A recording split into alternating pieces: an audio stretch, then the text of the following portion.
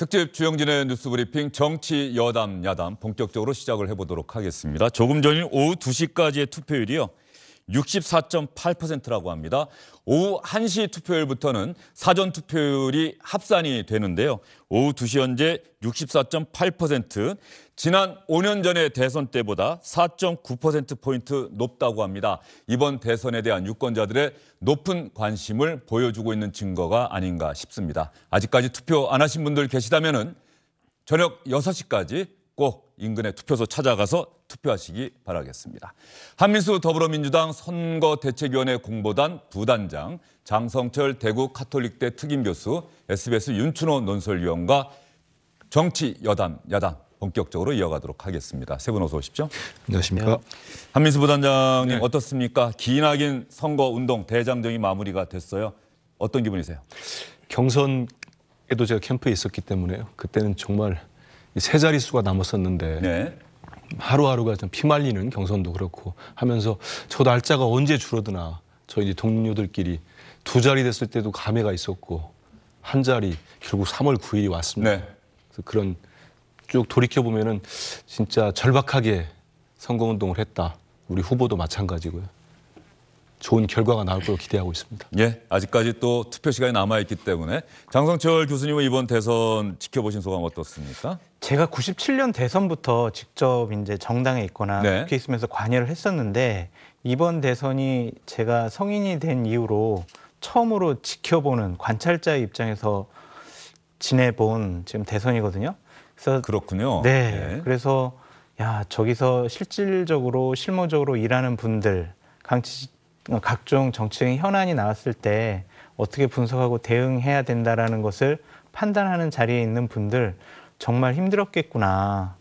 저는 비평하는 입장에서는 되게 쉽게 잘 됐어요, 잘못됐어요 이렇게 얘기했지만 상당히 그분들 노고에 참 경의를 표한다라고 말씀드립니다. 네, 윤춘호 의원. 제가 조금 전에 시작하면서 오후 2시까지의 투표율이 지난 대선 때보다 거의 5%포인트 정도 높아요. 그러면 이번 대선이 역대 보기 드문 비호감 대선이었다, 이런 비판적인 분석이 많았는데 투표율은 또 높다.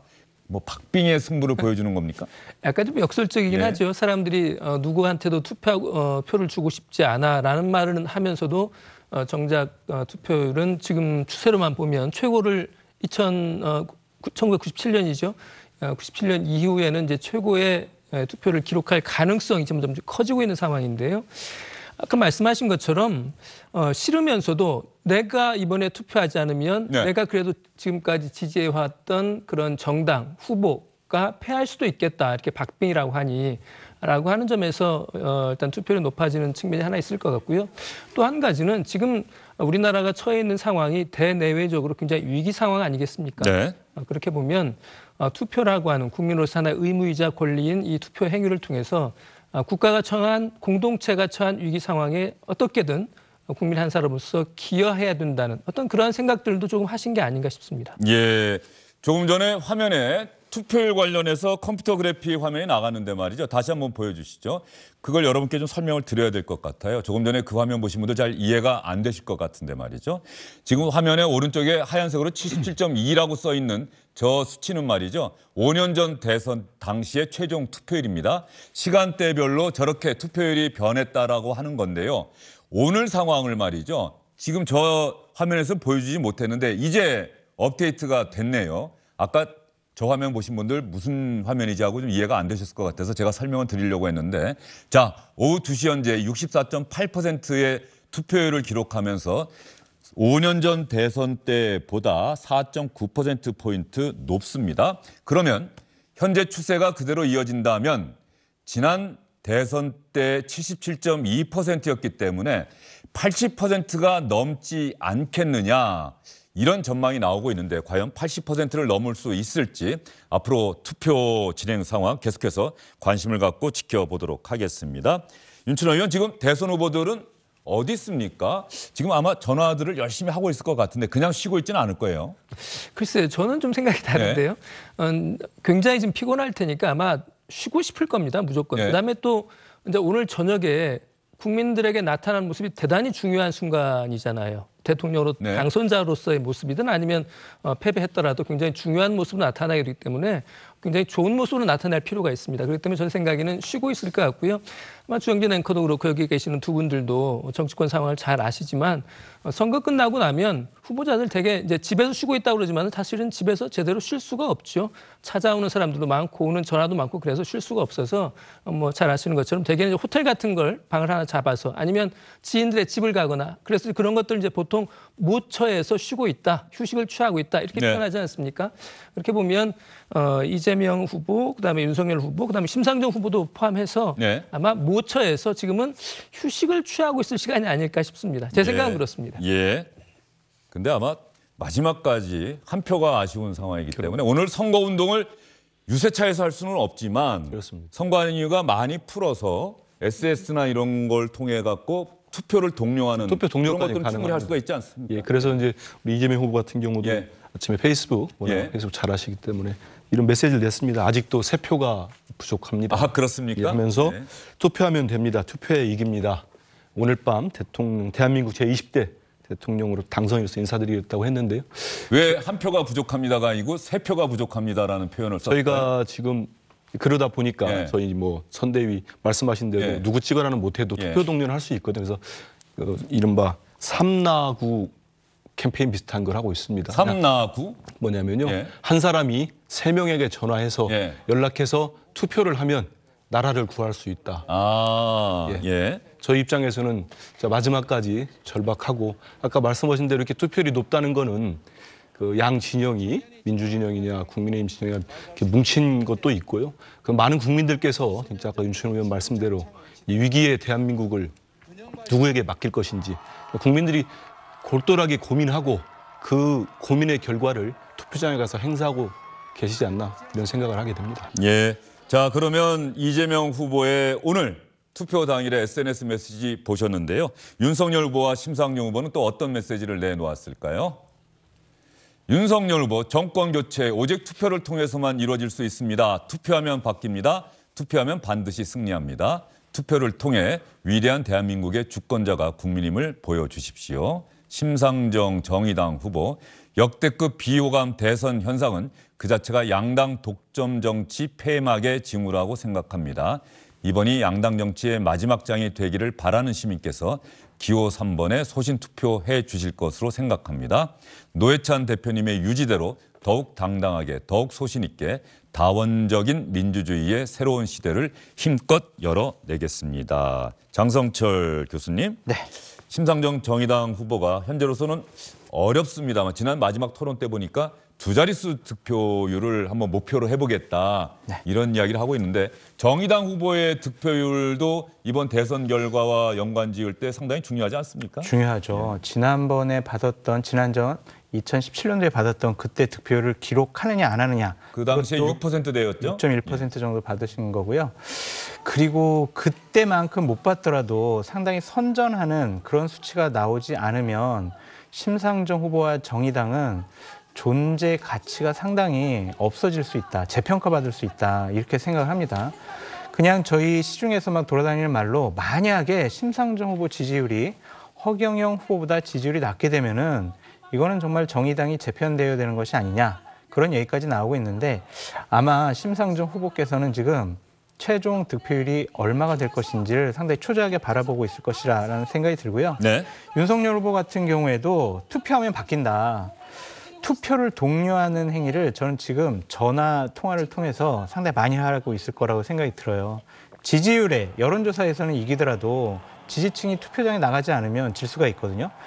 제가 봤을 때는 지금 부산 지역 투표율이 상당히 좀 낮아요. 평균보다. 상대적으로. 네. 예. 그래서 지금 부산 쪽 의원분들에게 전화를 집중적으로 돌리고 있지 않을까 그렇게 생각해 봅니다. 아, 왜 이렇게 부산 투표율이 낮습니까? 네. 좀 더 투표를 독려해 주십시오. 그렇죠. 예.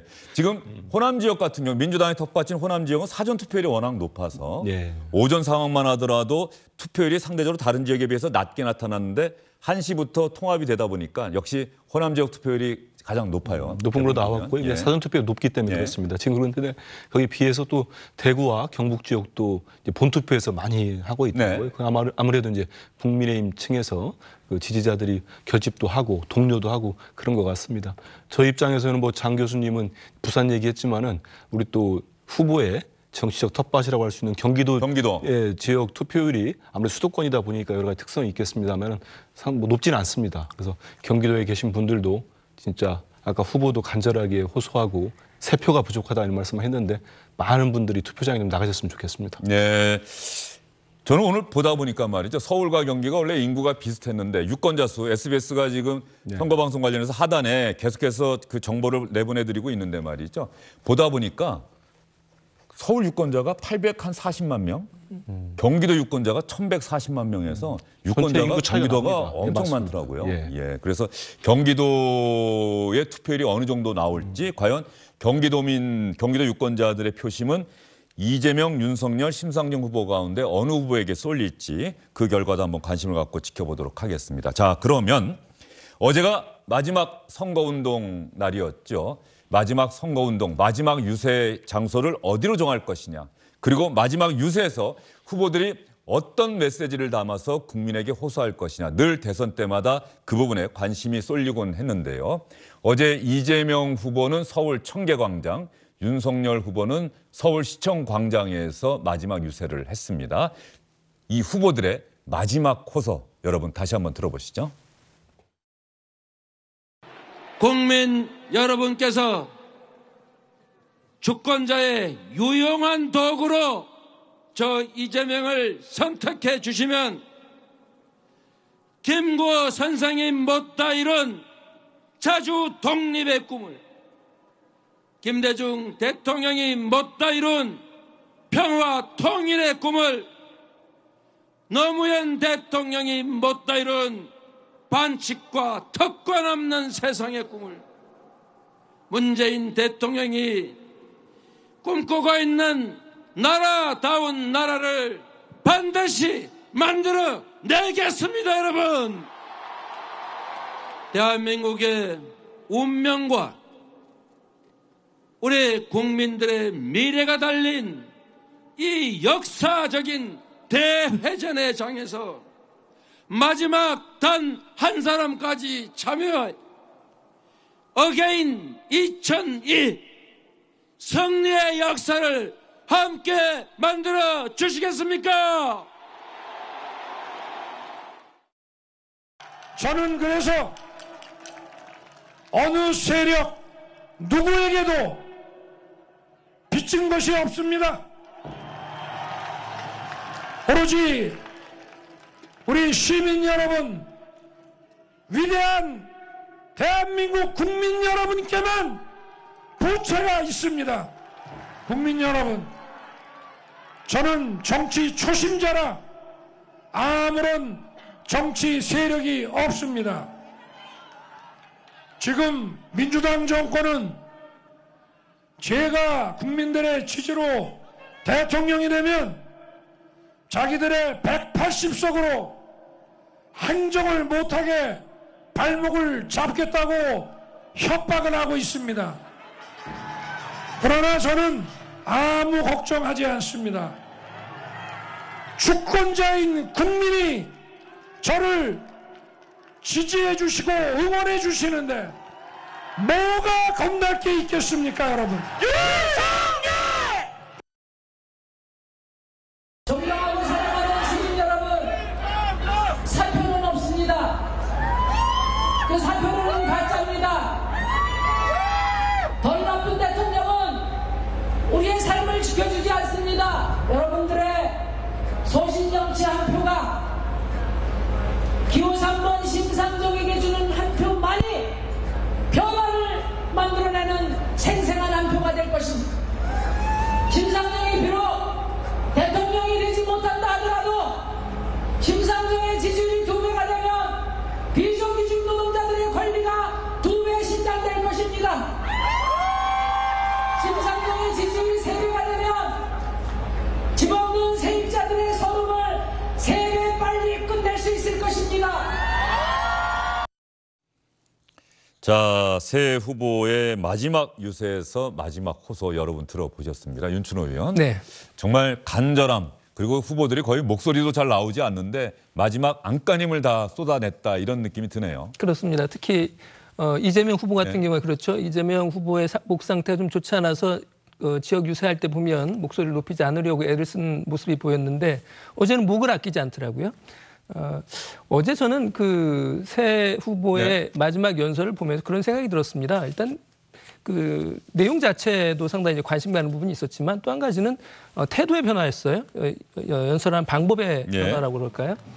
예를 들면 이재명 후보 같은 경우에는 굉장히 대중연설에 능한 정치인으로 알려져 있는데 계속 사실은 준비된 원고를 충실하게 읽는 모습이었습니다. 네. 그에 비해서 윤석열 후보 같은 경우에는 물론 어느 정도 내용을 숙지하고 올라갔을 거로 생각은 합니다만은 굉장히 즉흥 연설에 가까운 그러한 모습이었어요. 그 말은 원고를 아예 안 보더라고요. 그렇죠. 그걸 보면 윤석열 후보가 굉장히 자신감이 붙어 있다라는 생각이 좀 그 어제 모습을 보면서 들었고요.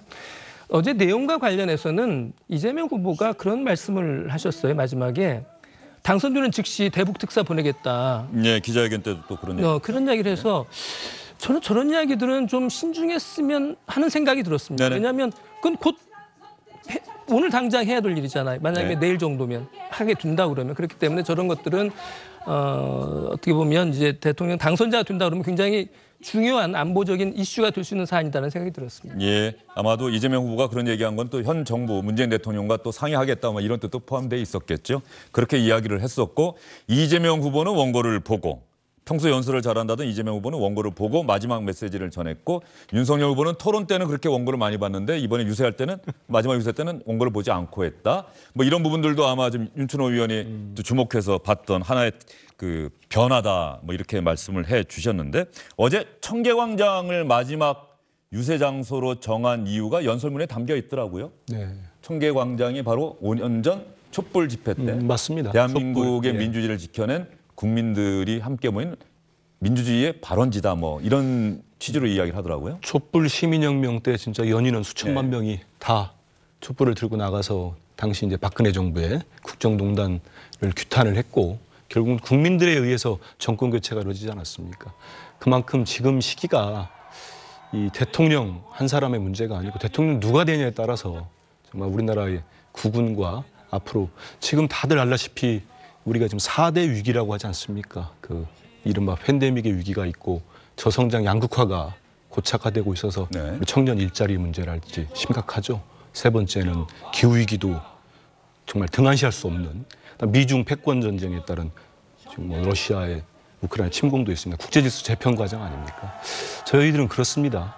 지금은 국정은 연습을 할 시간이 없습니다. 특히 엄중한 시기에. 그래서 정말 준비된 후보, 준비된 이재명 후보가 국민 삶과 우리 나라의 미래를 짊어져야 된다는 생각을 하고 있고요. 여기에서도 이제 말씀하신 대로 예전에 우리가 2002년 때 좀 전에 노무현 대통령 말씀도 했습니다.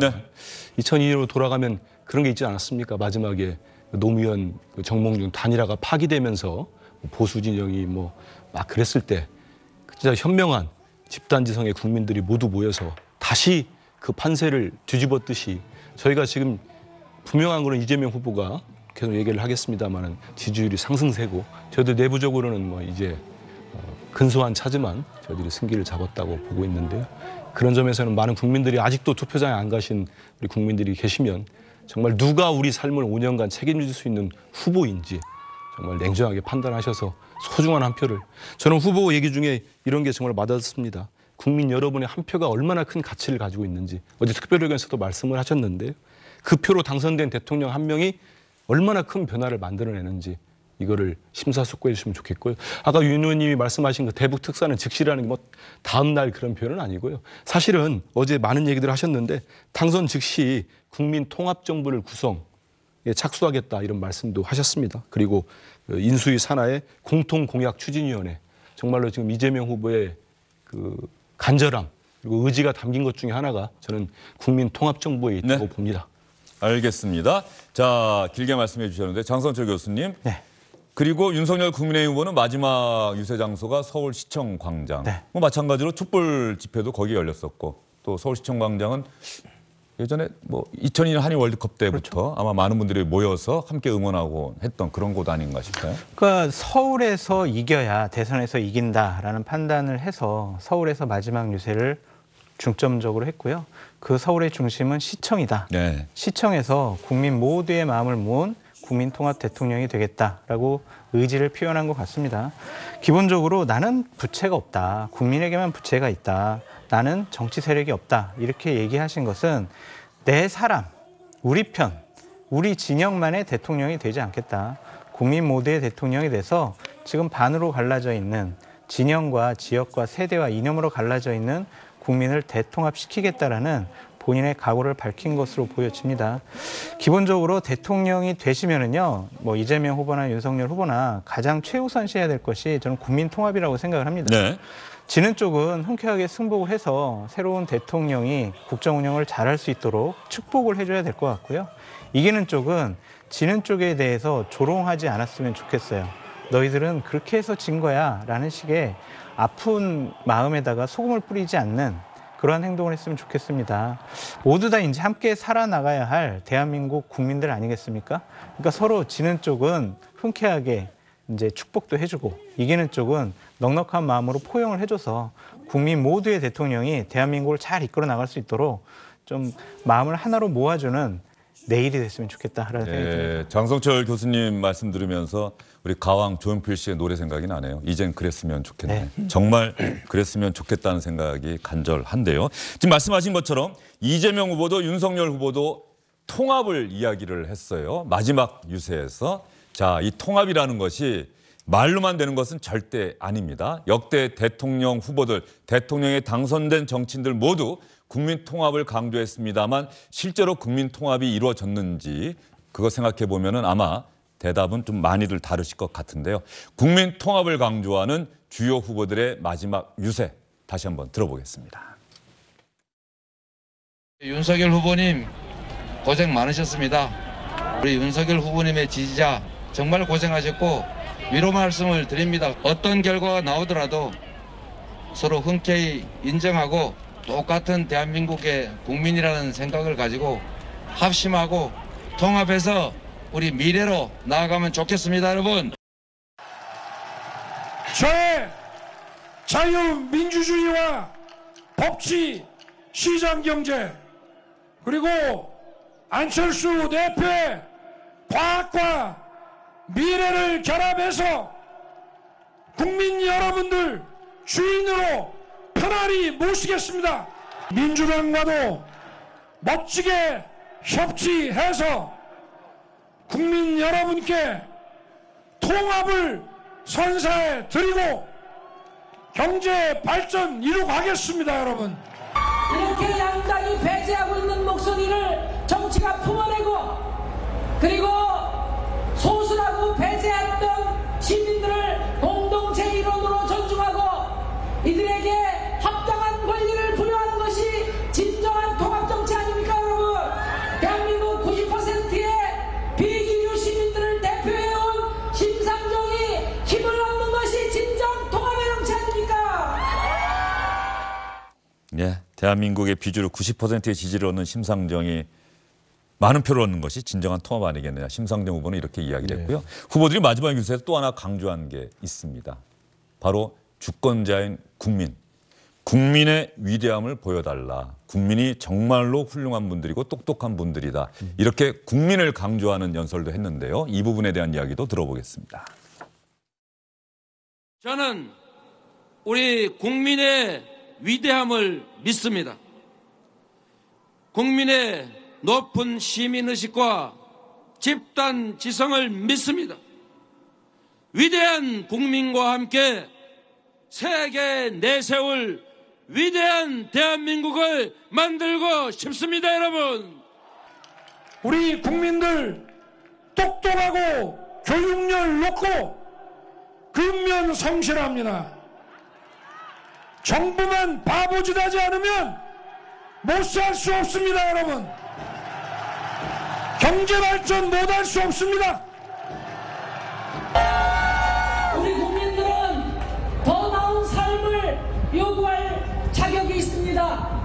권력에게 더 많은 것을 요구하고 또 국민을 보살피지 않은 정치를 교체할 권리가 있습니다, 여러분. 자, 윤춘호 의원, 바로 저 부분, 국민의 위대함, 국민의 똑똑함, 국민의 자격 있음, 이 부분을 강조하는 후보들의 이야기 따지고 보면 물론 표를 얻기 위한 하나의 전략에서 나온 얘기겠습니다만 저 연설에 과연 얼마나 많은 국민이 공감할 수 있겠느냐. 그 후보들이 그동안의 삶에서 그동안의 정치 여정에서 보여줬던 것들이 함께 결합되면서 후보들의 그 국민에 대한 이야기가 유권자들, 우리 시청자분들께서 울림이 있느냐 없느냐, 바로 이 차이가 어떤 표차를 만들어내겠죠. 맞습니다. 어제 그 마지막 그 두 주요 후보의 유세를 들으면서 저는 고 노무현 대통령의 모습이 자꾸 연상이 됐어요. 노무현 대통령을 어떻게 보면 약간 오마주하는 듯한 느낌도 없지 않아 있었습니다. 그런데 노무현 대통령이 우리에게 주었던 그 감동만큼의 어떤 울림은 좀 상대적으로 좀 덜했다는 게 제 개인적인 소회입니다. 물론 이제 다르게 느끼신 분이 있겠습니다만은 그것은 말씀하신 것처럼 우리 주 정치인들이 지금까지 과연 정말로 국민들을 자기 머리 위에 놓고 그렇게 섬기면서 살아왔는가라고 하는 그 질문에 그렇습니다. 예스라고 대답하기가 사실 쉽지 않기 때문에 그러는 게 아닌가 싶은 생각이 들고요. 그래서 결국은 많은 분들이 4,400만 명의 유권자들이 내가 오늘 하루만 주인 대접 받는구나라는 생각을 하실 수도 있었을 것 같습니다. 예, 바로 그분인데요. 어제 마지막 유세도 민주당도 그렇고 국민의힘도 그렇고 이제 원팀, 우리는 하나가 된 민주당입니다. 하나가 된 국민의힘입니다. 이거를 보여주려고 했는데 민주당도 경쟁했던 이낙연 전 총리, 정세균 전 총리 다 나와서 지원 유세를 했죠? 예, 그렇습니다. 그리고 두 분이야 뭐 진작부터 합류해가지고 다 하셨고 추미애 전 장관도 다 하셨고 어제는 특히 이제 아시겠습니다만 흉기로 테러를 당했던 송영길 대표도 머리에다가 붕대를 감고 부상 투혼까지 발휘하셨습니다. 저는 이제 그 좀 전에 국민 주권 얘기할 때 많은 우리 국민들이 그래도 이재명은 믿을 수 있지 않겠느냐 이런 생각을 하실 거라고 봅니다. 왜냐하면 이재명 후보는 뭐 갑작스럽게 국민이 똑똑하다 이런 표현을 쓰신 게 아니고요. 국민은 이 정치인과 이 관료, 대통령도 모두 국민 주권 시대에 국민으로부터 권한을 위임받은 일꾼에 불과하다. 그 주인의 뜻에 따라서 국민에 따라서 일을 잘해야 되고 그 뜻을 존중해야 된다는 거를 정말로 뭐 저도 한 100번 이상 들은 것 같습니다. 그리고 이분이 그랬기 때문에 우리 주앵커 잘 아시지만은 성남시장 때 시민들의 뜻을 받들어서 시민 주권을 받들어서 여기까지 왔고 또 경기도지사 때 그 뜻을 받들었기 때문에 결국 여당의 유력한 여당의 대선 후보까지 되지 않았습니까? 그래서 이런 부분들 진짜 국민들 뜻을 받들겠다는 이재명 후보의 어떤 초지일관된 생각과 의지는 집권에 성공해도 변함없이 저는 실천될 거로 보고 있습니다. 네, 지금 한민수 부단장 이야기 들어보니까 이번 대선에서 여당과 제1야당의 대통령 후보가 된 사람들, 그동안 여의도 정치, 이른바 정치권의 주류라고 하는 여의도 정치권에서는 볼 수 없었던 인물들이에요. 이재명 후보는 그야말로 아까 변방이라는 표현도 하셨는데 말이죠. 주류가 아니고 비주류에서 정치를 꿈꿔온, 대통령을 꿈꿔온 어떤 작은 정치 지망생이 차근차근 풀뿌리 민주주의를 밟아와서 여당의 대통령 후보가 됐고, 그리고 제1야당의 대통령 후보인 윤석열 후보는 아마 1년 전만 하더라도 과연 정치를 할 것인가에 대해서도 많은 분들이 생각이 엇갈렸던 인물인데 불과 1년 만에 제1야당의 대통령 후보가 돼서 이제 선거운동까지 마쳤어요. 그렇죠. 본인이 뭐 대통령이 되겠다, 정치를 하겠다라는 생각보다는 문재인 정권이 윤석열 후보를 정치하라고 내몬 것이 아니냐라는 생각이 듭니다. 윤석열 후보의 캐치프레이즈가 나를 키운 것은 국민이 키워주셨습니다 라고 이렇게 캐치프레이즈가 되어 있지만 결국에는 윤석열 후보를 키우는 것은 조국 전 장관 아니냐, 추미애 전 장관 아니냐, 문재인 대통령 아니냐, 그러한 이제 얘기들도 많이 나오고 있습니다. 저는 윤석열 후보가 국민의힘의 후보가 되고 그리고 만약 내일 대통령이 된다면 이거는 한국 정치사에 가장 큰 획기적인 일이 아니냐라는 생각이 듭니다. 정치를 한 번도 경험해 보지도 못하고 또한 국회의원 경험이 없는 정말 정치 초년병이 국정을 운영을 잘 할 수 있을까라는 그런 의구심으로부터 시작이 될 건데 26년 동안 뭐 공직 생활을 하면서 여러 가지 경험을 했을 거고요. 그동안 선거운동 과정 중에서 많은 것을 느꼈을 것이고 그것이 본인이 대통령 후보로서 대통령으로서 막중한 책임감을 갖고 있다라는 것도 함께 느끼고 마음속에 새겼을 거라고 생각이 듭니다. 대통령 후보자들이요. 보통 투표날 전날에 본인의 생각과 철학과 가치관을 담은 마지막 유세문을 읽는데 대통령이 되고 나서 그 유세문을 다시 한번 읽어보거나 영상을 한번 되돌려봤으면 좋겠습니다. 그래서 그때 했던 말과 마음가짐과 철학과 가치관으로 5년 내내 국정을 운영해주면 국민들이 반으로 갈라질 일도 없을 거고요. 네. 서로 반목해서 싸울 일도 없을 것 같다라는 생각이 듭니다. 어제 마지막 유세에 홍준표 의원도 온다 안 온다 얘기가 있었는데 뭐 건강검진 때문에 결국은 네, 그렇다면서요? 못 오셨어요. 예. 건강검진 오래전에 이미 예약이 돼 있었고 좀 연기하기가 상당히 어려웠던 모양이에요.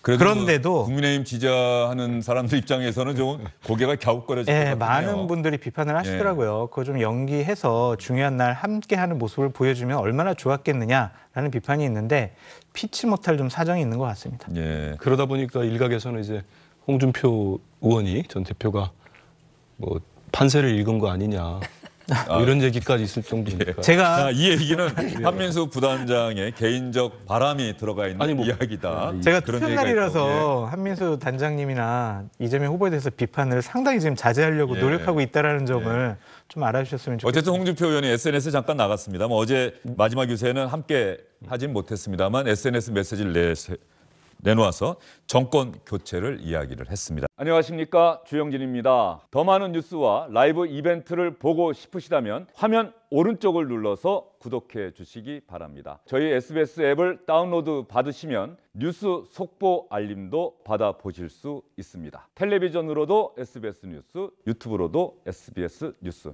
잊지 마시기 바랍니다.